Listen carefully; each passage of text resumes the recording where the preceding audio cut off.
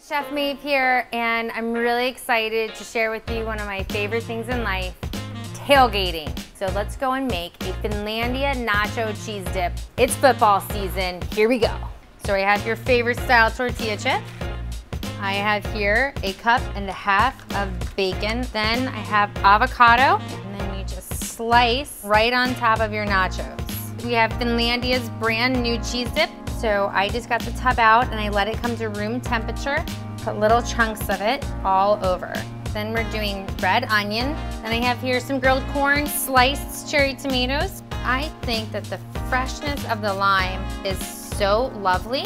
And then we're gonna finish it off with slices of the Edam cheese, and we're gonna go into the oven.